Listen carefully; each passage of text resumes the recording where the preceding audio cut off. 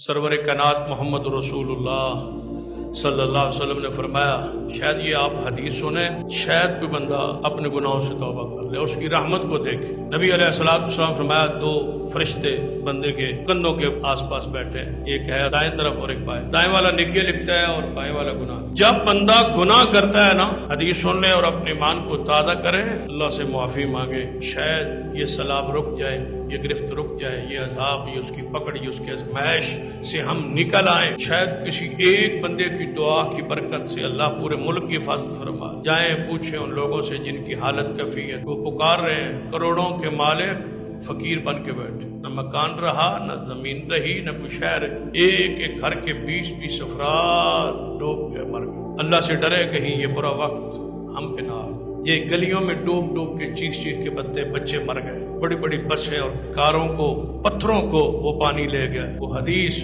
کہ اللہ تعالیٰ نے آگ سے بھی سخت پانی کو بنایا ہے، جو آگ کو بھی بجھا دیتا ہے۔ ہماری کیا حیثیت؟ یہ اتنی بڑی طاقت ہے، قوت ہے اللہ نے جو پانی میں رکھی۔ تو حدیث جو میں پڑھ رہا تھا، رسول اللہ صلی اللہ علیہ وسلم نے جب بندہ گناہ کرتا ہے تو بائیں کندھے پہ بیٹھنے والا فرشتہ پورے 6 گھنٹے گناہ کو نہیں لکھتا۔ بندے سے 6 گھنٹے تک وہ قلم ایسے اٹھائے رکھتا ہے کہ میں نہیں لکھتا، شاید معافی مانگ لے، توبہ کر لے اور گناہ لکھا ہی نہ۔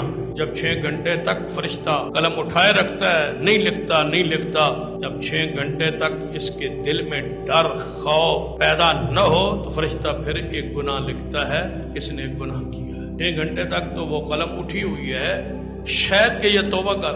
بتاؤ اتنی بڑی مہلت کوئی ہے دنیا؟ 6 گھنٹے FIR درج نہیں ہو رہی، لکھی نہیں جا رہی، نہ تم ملزم، نہ تم مجرم، نہ جید کہو کہ یا اللہ غلطی ہو گئی تو اللہ تعالیٰ کہتا ہے فرشتے آپ لکھنے ہی نہیں، ریکارڈ میں ہی نہ آئے میرے بندے کا گناہ۔ اس سے بڑی رحمت، اس سے بڑا عنایت اور کیا ہو سکتی ہے؟